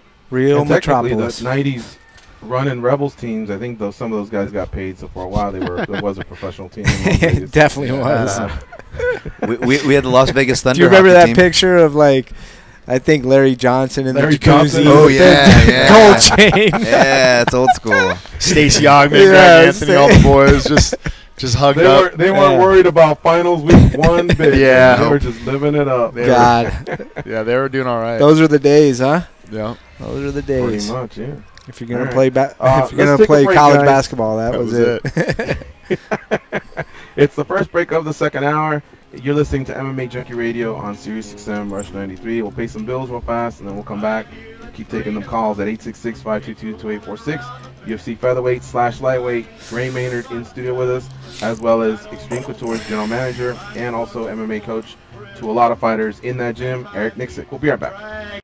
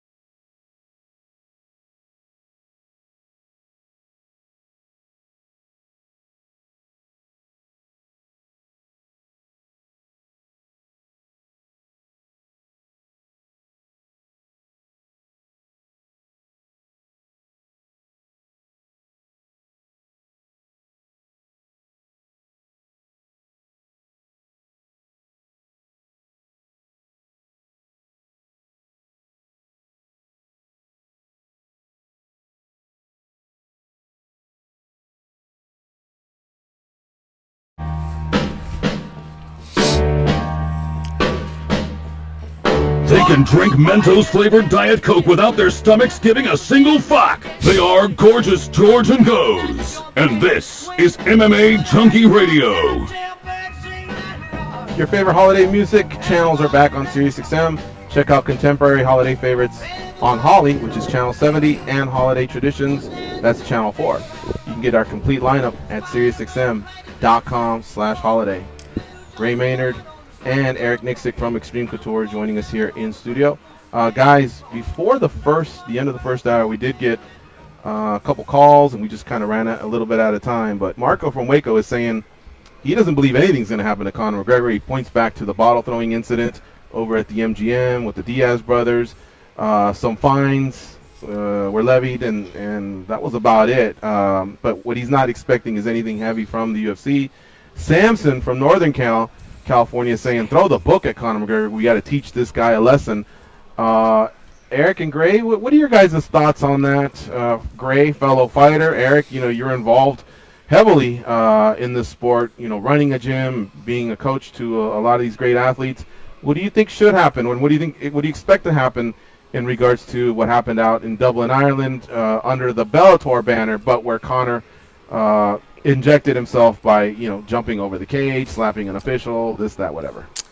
Does anybody know the rules on that? Like the real rules on that? At that point, he wasn't a licensed corner, so he was just basically a fan. Yeah. He just happened to be a teammate of one of the fighters, the one that was in the position to win, or whom he had thought had won the fight, and so he leaped over. Well, that could probably help him, right? If he wasn't actually licensed, yeah, that's a good point. It could, and I get it.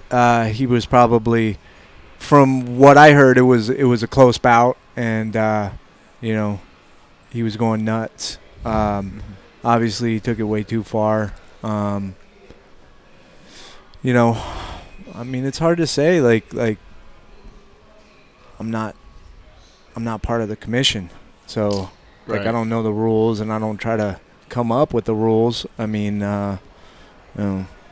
it's just got to check what they do. Here's what's going to happen. The UFC is going to say, Conor, when do you think you can return to fight? He's going to say February. They're going to go, okay, you're suspended for 3 months. Yeah. There's your suspension. Yeah. And then let's just move on from it. Yeah. If anything, the athletic commission could, I don't know how, you hit it on the head. The Dublin Athletic Commission might have something to do with put a levy on his license. I don't know. But I mean, the easy thing to do is for the UFC. Hey, bro, when are you coming back? March? February. Okay, man, you're suspended for 3 months. Just keep training. We'll talk to you then. Yeah, I mean, it was a mistake, but you can't kill a guy's career because of it. And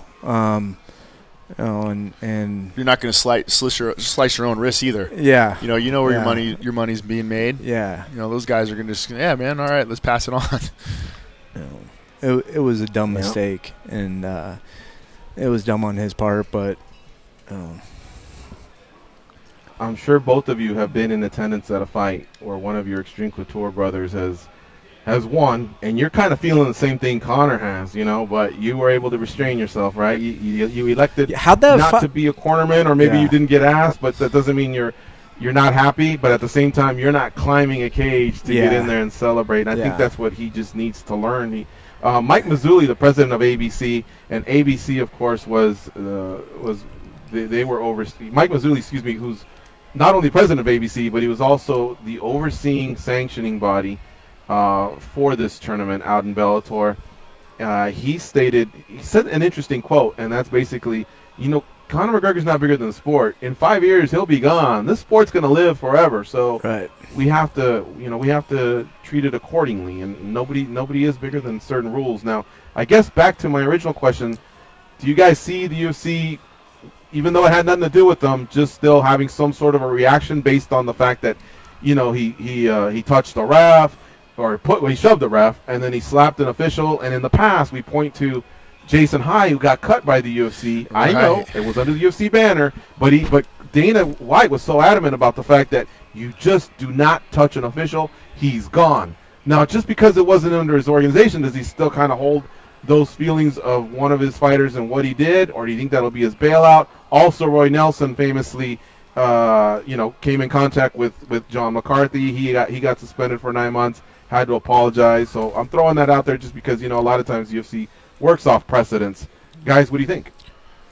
Well, I think once the Jason High incident happened and then what happened with Roy Nelson, that kind of already told you that they just don't hold everyone in the same regard. Yep. But it's kind of like that wherever, whether we work at Starbucks or the UFC or what. I mean, shit like this just kind of goes down. It doesn't always go by the letter of the law. We're kind of just used to it.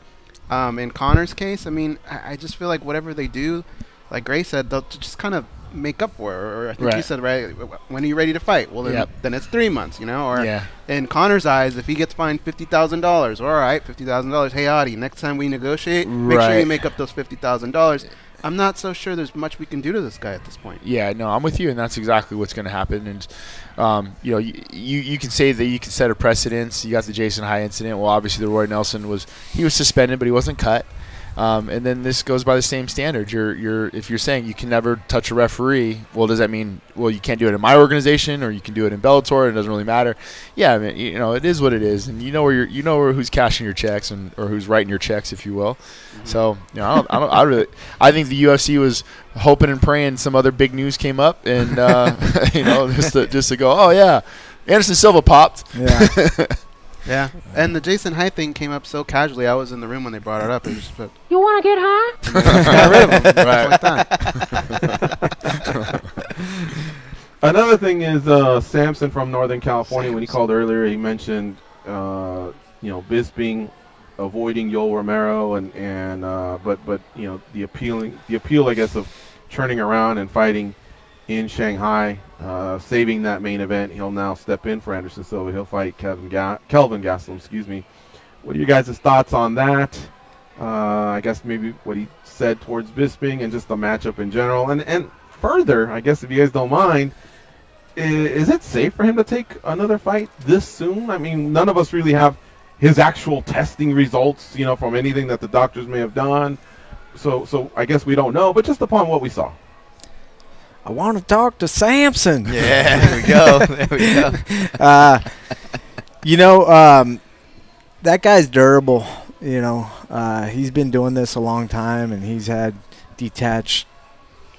What was that? Retina. Detached retinas, and I mean, he's a beast, and he's put in his time to where he can pick and choose who he wants to go up against, and whichever card he's on, a lot of people are gonna check it out. Yeah, because he brings it. Yoel is, that's a tough fight. Stylistically, a tough fight to prepare for. Yeah, in 3. Yeah,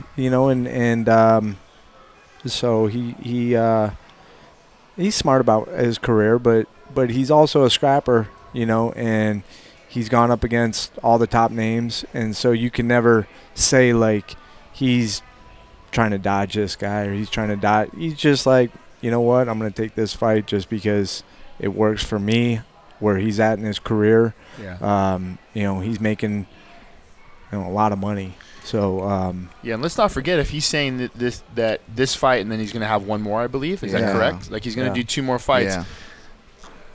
Personally, I'm going to try to get the 2 fights that I know where I can double my, or he might just be getting a flat amount now where that's he's what at. I would think. But go in and make your money and right off into the sunset. You can't fault the guy. There is something coming off a training camp where you already had the bulk of your training partners, you've gotten your weight down, most of your nutrition money and facilitation money for the camp's been spent, so you could be getting bang for his buck. I mean, I'm still kind of nervous of the matchup because I think Gastelum could be a bad matchup for him. I feel it's kind of like similar like a Robert Whittaker. You got another striker, but a little faster, a little more explosive, But hey, the guy, like Gray said, he's earned his right to do what he wants to do. If he's comfortable and feels like he's in a good spot, it's kind of hard for us to question him about that. So yeah, and very rarely when do you see guys who just came off of defending his title take a short notice fight just like that? Yeah, you don't. You really don't, man. Yeah. And like Gray hit it on the head. The guy can kind of pick and choose what he wants. It if he's feeling it, man, let him do it by all means. Yeah. He's at that point in his career. Let me ask you this, Eric. You're a head coach, and if an athlete was in the position Bisping was, obviously his heart is hurting. He lost his title. That's kind of what hurts a lot. But you saw him get put down by the left hook that GSP threw, and then, of course, choked out unconsciously. So, again, I know that we don't know what happens, in terms of that night. the examinations the doctors make. Sometimes they go to the hospital, sometimes they don't. Sometimes the fighters will come back and maybe do an evaluation with their own personal doctors, whatever. But a fighter walks into Xtreme Couture and says, hey, I'm going to fill in Shanghai.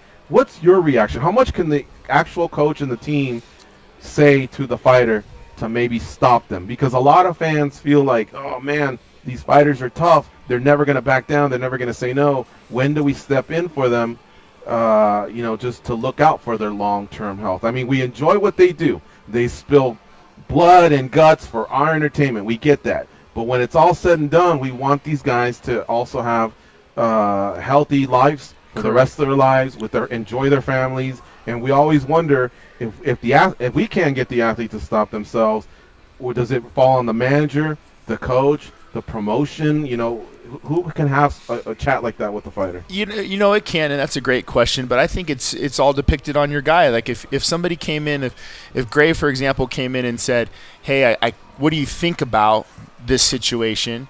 Then he's asking for my opinion. If Gray comes in and goes, "Hey, we're taking this fight," then come hell or high water, I'm going to have this fucker's back, and we're going to go to war.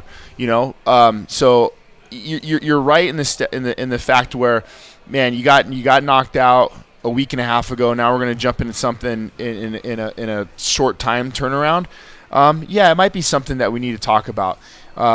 He got dropped. You're right. He got choked out. I think it's a situation where you just have to know your fighter and know his durability and know where he's at, and talk to him and figure that out.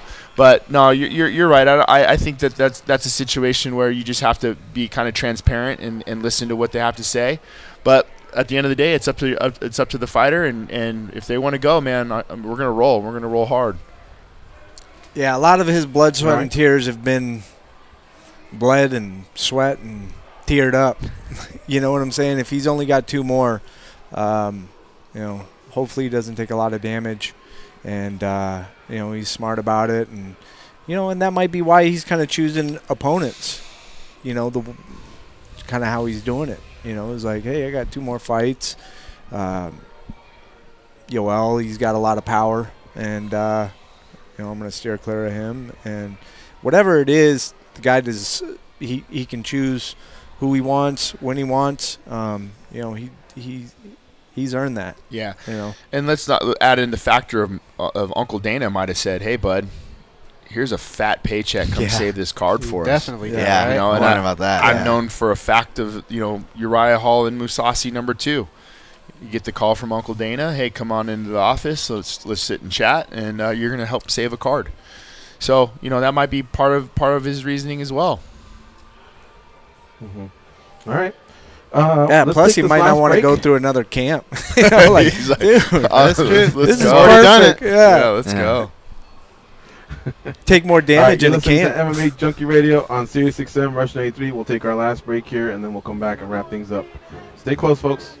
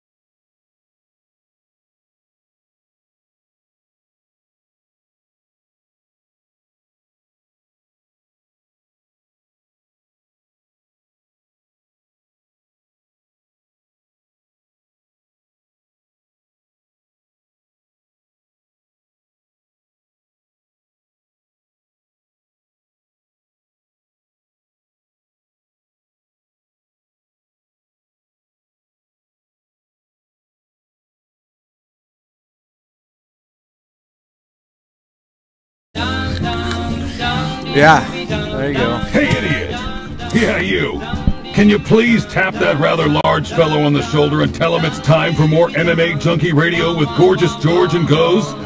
Thank you. The SiriusXM free listening event is on now through November 27th. Listen to 100 free channels on any satellite radio. Tell your friends and family. Go to SiriusXM.com for more information. All right, folks, we're getting ready to wrap up here, but the guys had an interesting conversation. What would be the worst 1-2 combo on how to die? I think Eric put the bar up high. Yeah. Going down in a plane crash, surviving, and then a shark eats you. Can you top that? Oh man, 1-2. It's got to be 1-2. I would think then like a bear mauling you, and as you're getting away, you get hit by a car or something like that. But yeah, yours is pretty. Eric reminds me of Night of the Living Dead. You survive the zombie apocalypse and you get shot. Right. You come across a bear, you fight him, he fucks you up, he ragdolls you, but you manage to get away, and as you're flagging someone down for help, he just runs you over? Pretty much, yeah. It's a messed up version of the Revenant. Then you get eaten by fire ants. I'm not a big fan of the fried turkey tube exploding on you. That wouldn't be good That would either. just be stupid. I don't want to die in fire. Yeah. I'm good on I that. know, dude. Fire's Fire's no good. bad. No. That one would not be. That one would suck. Nope. I'm a bitch when I burn my Dan tongue. I Tom? can't imagine the whole body. Yeah. Can't Dan, imagine Tom, the whole Gray Maynard, body. can you guys, have you guys thought of a worse scenario? Jeez. Try not to think about that. I'll couple the bear one, but I have a step before the bear because like something about like going into water and when you, especially if you're a dude and your package hits that cold water, it sucks. So imagine if you were getting like dipped into one of those like frozen fisherman holes, in Alaska where they fish from. Yeah. So you're frozen on the bottom half, and then the polar bear comes up and finishes you off on the top half while you're freezing on the bottom. That would suck. Yeah, and fuck drowning too. Like I'm not into the whole drowning thing. I don't want to do that either. Like I don't know how these guys go on those submarines. Yeah. Just claustrophobic. It's so small and like. Well, yeah. I'm glad you brought that up. Wrong, I've always man. thought about. Have you ever seen that movie Crimson Tide? Oh hell yeah! Oh yeah. Yeah, And Give me remember you got nightmares the one tonight. guy- My fucking palms are sweating right now. They call him the XO, and he says 1,800 feet at 1850, it's all over, and you can kind of hear the nuts and bolts that are cracking on the submarine, and I'm thinking like, what do you do? I mean, for one, there's going to be intense pressure, so your head might blow up. But two, if it doesn't, well, guess what? You're more than likely drowning because there's no way you're you're heading all the way to the top without You're fucking dead.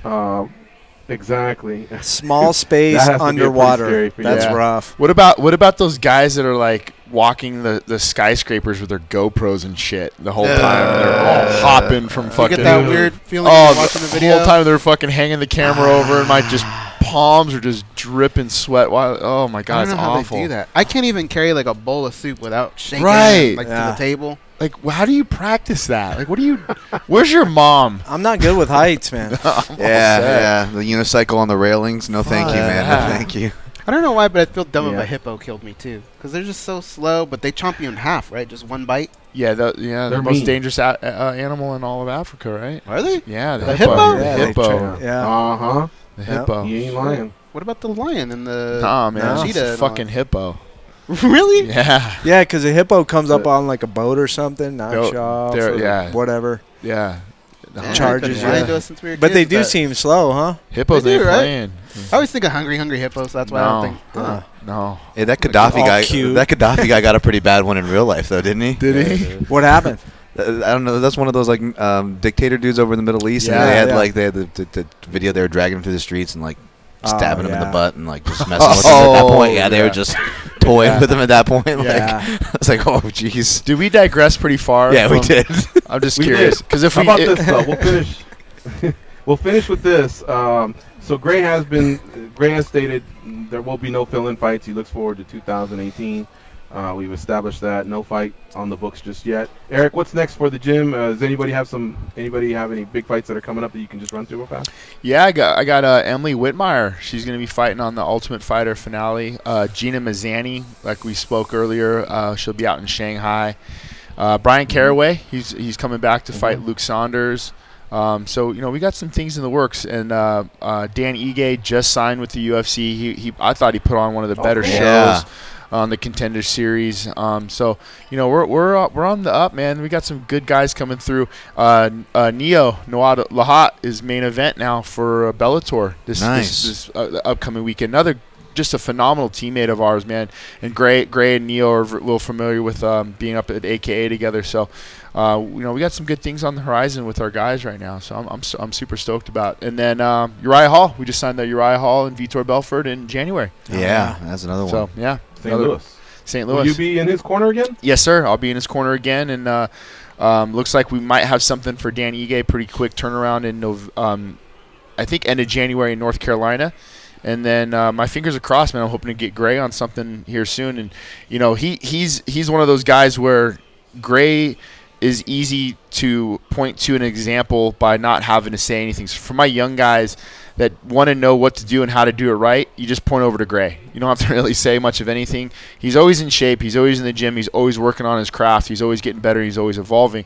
So if something does come up for Gray, we only need a couple weeks, I think, in my opinion, to where if we want to go, we're going to go, and we can make a fight out of it. Yeah, but can he beat up a hippo? I don't know about that. You're right. It is the most, and it's vegetarian. How much am I getting paid, though? You're right. How much would it take? If they just took the hippo teeth out and it was just the pressure of his bite, you versus him, how much That's would it take? low singles all day. Low singles. Get in, little James Toney. Yeah, you get stuffed, you're in trouble. Little James Toney. Eric, Gray, can you make me, and I'll speak for my show host here too, can you make us feel a little better? Because when I hear you guys traveling for fights, like the first thing that comes into my head is like, okay, we're going to stay here, we're going to prep for this, or this will be good. There's a guy at the gym here. I'm like, St. Louis with ribs after the fight. Is there a part of you that thinks like that as a competitor, as the coach? You say, okay, business first, of course, but after that, that's going down. Well, it all comes down to that last night, like where you're going to eat after you make weight, where you're going to eat after you fight, and where you're going to have a couple beers, relax. Yeah, Gray and I had a couple travels together, but for the most part, we stay in Vegas. So it's nice because him being such a big family guy, he gets to do everything as normal. Nice, But like when we go and travel, like with the last fight with Uriah Hall, man, I had an absolute blast with those guys, with Coach Clayton, with Coach Melvin, and you just get to get into that as the camaraderie and the brotherhood. But yeah, man, that's my favorite thing is just cuisine, bro. I'm eating, I'm eating everything I can. So. All right, folks. That's the end of today's show. I want to thank Gray Maynard for stopping by. Great catching up with you. Yeah, been too long. Congratulations on the upcoming birth of your second child, and of course, hopefully you get a fight booking soon so that we can chat about that. Yep. Eric Nicksick, thank you as always. You're the best. Thank you for coming in and co-hosting the whole show. I'm sure we'll see you in the gym pretty soon. Goes and I and Dan will have to take a little field trip just to see how the boys, how the gals are doing as we close out 2017. And of course, I also want to thank Jose Shorty Torres, who defends his bantamweight title at Titan FC 46 on Friday. Shout out to Amanda Early for lining that up. Shout out to Goes for lining up the Maynard and Nicksick spots. Thank you to Danny back east for producing the show. Dan, Tom, Goes, Eric, and Gray. I'm George. Folks, go out there and have a nice day. Be champions and go Peru tonight against New Zealand. The winner goes to the World Cup in Russia.